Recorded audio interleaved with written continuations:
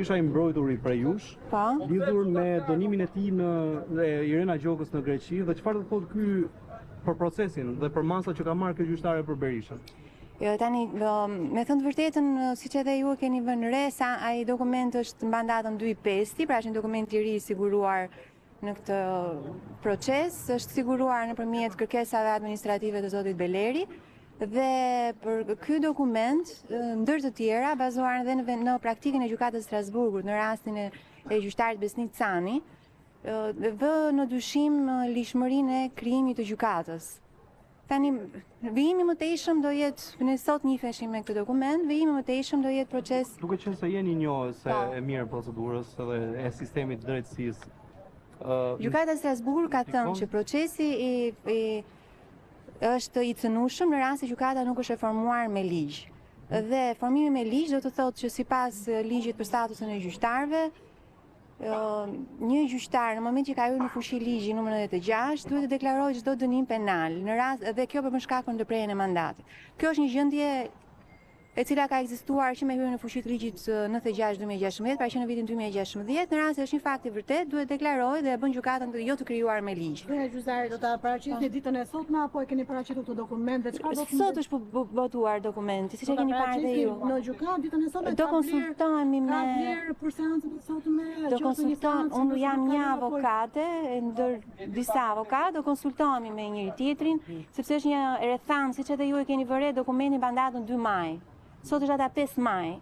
Pra është një rrethan që njihej publikisht, nuk është hetuar nga organet e ngarkuara me ligj në lidhje me ekzistencën ose jo, vërtetësinë apo jo të këtij dokumenti, është siguruar në përputhje me ligjin nga një palë i cili cënohej nga vendimet gjyqësore dhe do përdoret në ato forma që parashikon ligji. Sot droni vetëm për zotin Berisha apo për zotin Beleri dhe çështjet. Së pari, kjo dokument është siguruar nëpërmjet kërkesave administrative në përputhje me ligjin, sepse çdo gjyqtar në momentin që ka dalë ligji për dekriminalizimin e heq dorë nga privatësia.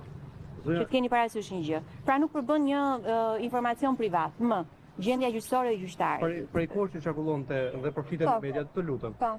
Një informacion të tillë. Pse doli pikërisht tani?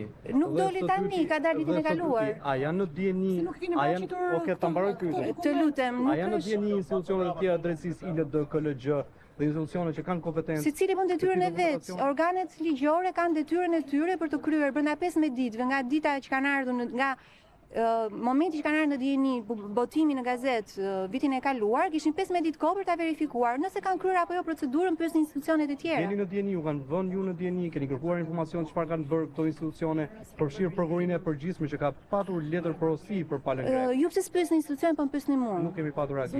Çfarë kërkesash do të bëni ditën tani se fillon seanca gjyqësore. Do konsultohem me avokatët edhe pas seancës gjyqësore do meni. Zonë gjyqtar, një pyetje të fundit, nëse procesi, ne do bëjmë kërkesa procedurale për të garantuar një proces të rregullt ligjor. Brenda në proces do t'i merrni vesh pas seancës. Zonë gjyqtare, nëse dokumenti që është bërë publik nga zoti Berisha rezulton të jetë eksakt i vërtetë, çfarë do thotë? Është me apostill, të lutem. Okej, po provohet zyrtarisht, mund ta themi kështu. Çfarë do të thotë për procesin që ka zhvilluar? E ka thënë gjykata e Strasburgut çfarë do të thotë.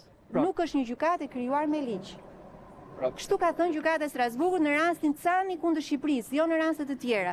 Në rastin Cani kundër Shqipërisë ka thënë, në rast se shkaku për të cilin një gjyqtar nuk duhet ishte gjyqtar ka ekzistuar që në momentin që ai është emëruar në atë post, kjo është përbën gjykatë jo të krijuar me ligj, nuk është mendim im, është mendim i gjykatës së Strasburgut. Si mundoj në duart tuaja ky vendim? Në ç'kuptim në duart e mia?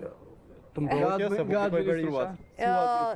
Ja, siç edhe u shpjegova, çdo shtetas i cili ka pretendime për një gjykatë jo të krijuar me ligj ka të drejtë të marrë informacion. Ky nuk është informacion privat. Sepse gjyqtarët heqin dorë nga privatësia në momentin që janë gjyqtar. Sipas ligjit për dekriminalizimin, paragrafi i fundit i formularit të dekriminalizimit thuhet: heq dorë nga e drejta e jetës private. Me kërkesa administrative, zoti Beleri ka marrë nga institucionet përkatëse pasi erdhi në dieni nga gazetat, ka ndjekur një procedurë administrative dhe e ka marrë përputhje me ligjin. Po kjo nuk është një fakt që nuk dihet që është siguruar nga zoti Beleri. Faleminderit. Sepse kam thënë 3 herë deri tani. Faleminderit.